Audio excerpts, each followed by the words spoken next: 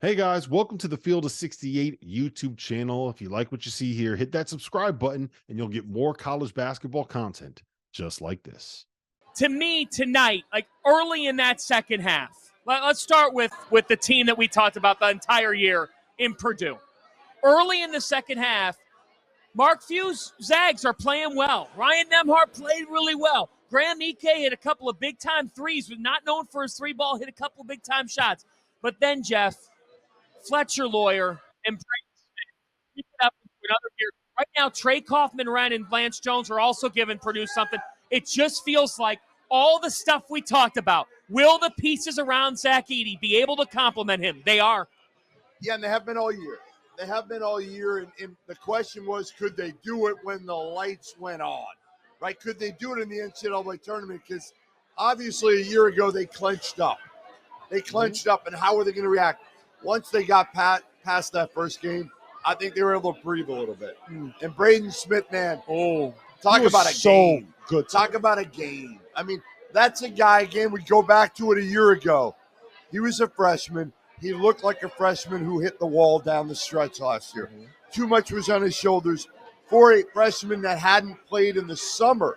Remember, he wasn't able to do anything all summer, so there was a reason he wore down. Tonight, man, he looked like as fresh as can be. And remember, he had the injury 2 weeks ago.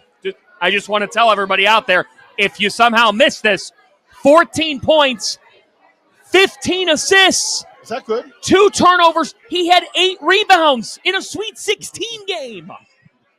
What stands out to you the most about him? His ability to read the game.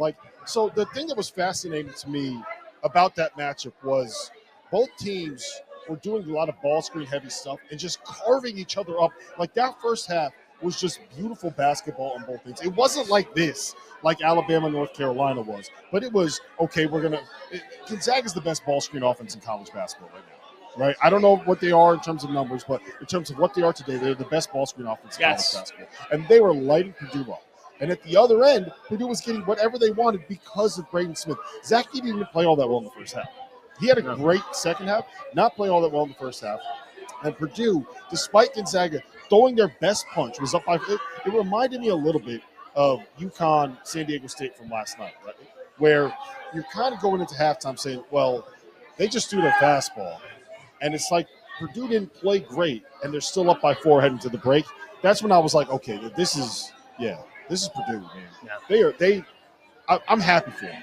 And I cannot wait for that game on Sunday. I can't wait for it because if you remember, when Purdue and Tennessee met in the Maui Invitational, it was the most controversial Maui game because of how many fouls were called in that game, which you said, hey, they're fouls, and the officials are calling it as this, but everybody says Edey gets this whistle.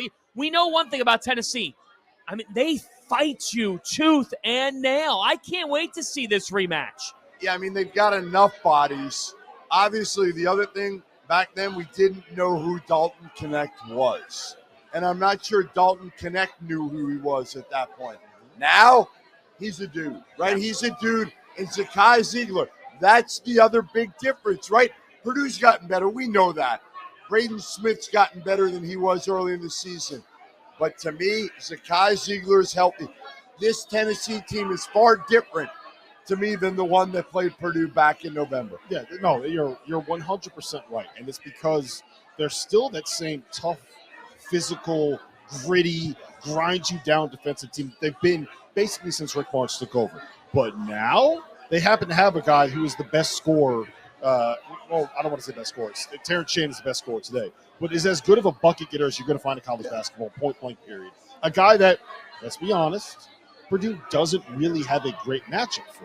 And, oh, by the way, you have the precise kind of point guard that can give someone like Braden Smith some trouble. Zakai Ziegler, he's not a perfect player, but you know what he can do? He can climb up underneath Braden Smith and make life miserable for him. And Braden's not big. That's the thing. It's not like Zakai Ziegler. Normally you'd be like, man, he's tiny compared to that dude. Well, he's not tiny compared to Braden Smith. Thank you for watching the Field of 68. If you've enjoyed what you've seen here, hit that like button, share this link with your friends, or check out the description for some other places that you can consume Field of 68 content.